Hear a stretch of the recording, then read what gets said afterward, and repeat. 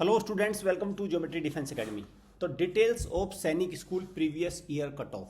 तो all India Sainik school admission council ने जारी की है ये कट ऑफ, और ये बताया है कि जब आप सैनिक स्कूल के जो चॉइस फिल करेंगे, चाहे आप सरकारी सैनिक स्कूल चुनेंगे या प्राइवेट सैनिक स्कूल चुनेंगे, तो उसमें बहुत ध्यान से आपको चुनना है, कट ऑफ का आकलन कर लेना है, ठीक है, क्योंकि चॉइस वाइज आपकी बहुत ज़रूरी है ये करना।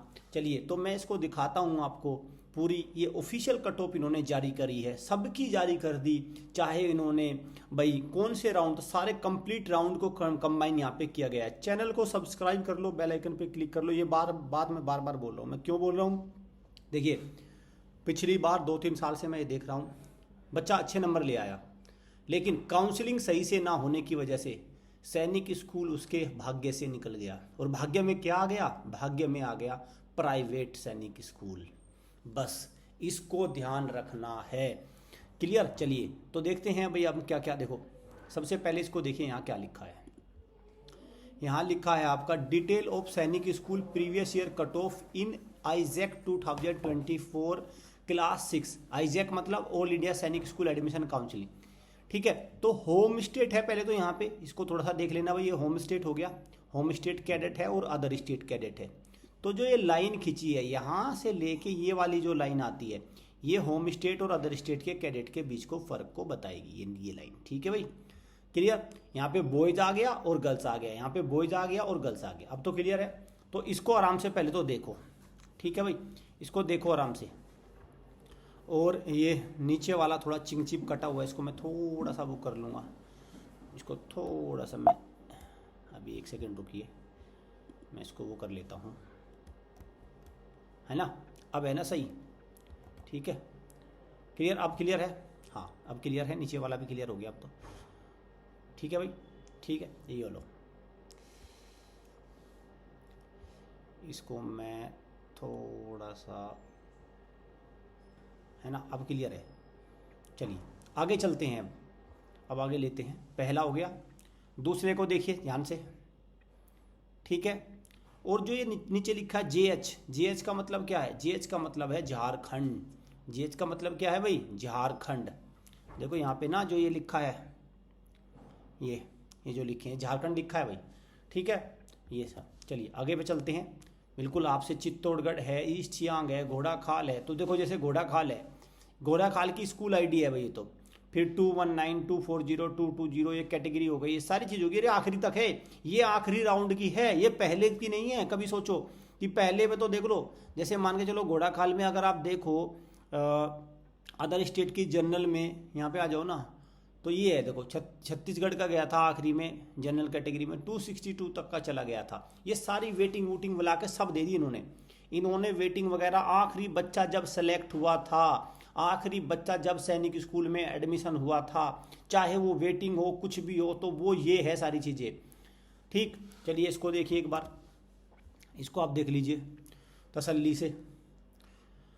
क्लियर? तो ये हो गया भाई आपका। और अगर मैं देखूं तो पुरुलिया तक आ गया। और टोटल कितने सैनिक स्कूल है देश में सरकारी? देश में टोटल 33 सरकारी सैनिक स्कूल हैं। तो ये यहाँ पे शॉर्ट फॉर्म हो गई, तो तिलैया हो गया ये आखिरी में, झुमरी तिलैया हो गया। तो इस तरह से आखिरी कक्षा 6 की कट ऑफ ये गई थी। अब बात करते हैं हम कक्षा 9 की। कक्षा 9 की हम देखते हैं। चलिए तो कक्षा 9 में देखिए, ये रहा कक्षा, ये रहा कक्षा 9 में। आइए, ये लिखा है details of Sainik school previous year cut of class 9। तो 15 तक आ गया झांसी, ये सारी चीज़ें आ गई। तो झांसी में तो लास्ट ईयर थी नहीं, तो इस बार वैकेंसी है, तो इस बार आएंगी, ठीक है भाई। ये सारी आ गई आपका।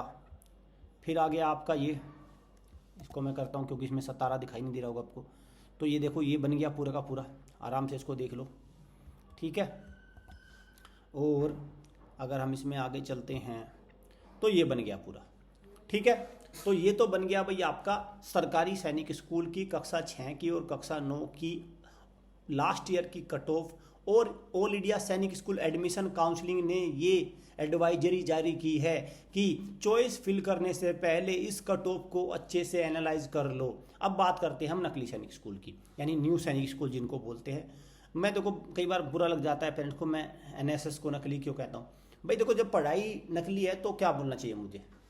मेरा अपना व्यू है। अगर आपको लगता है असली है तो आप डंके की चोट पर एडमिशन कराइए इनमें, और क्या। बस एक बात ध्यान रखना, जैसा बच्चा जाएगा ऐसा ही आएगा निकल के। 210 का जाएगा तो 210 का ही आ सकता है, उससे नीचे का आ सकता है, ज़्यादा का नहीं आएगा।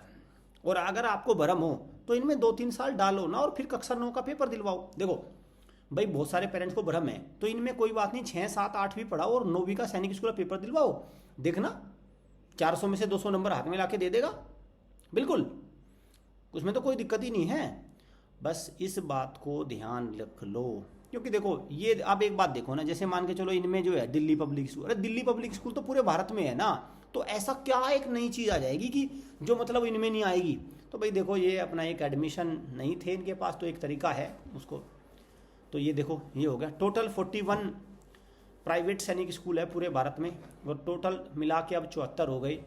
हालांकि 100 आने थे, मेरी समझ से ये भी बात है कि बाकी क्यों नहीं आ रहे हैं, क्योंकि पहले वाले ही पिट चुके हैं ना भाई, पहले वाले ही पिट चुके हैं। और एक बात और बता दूं मैं आपको, यहाँ पे बहुत काम की बात बताऊंगा भाई आपको। ये कक्षा 9 की है, कक्षा 9 की कट ऑफ आएगी इस साल पहली बार।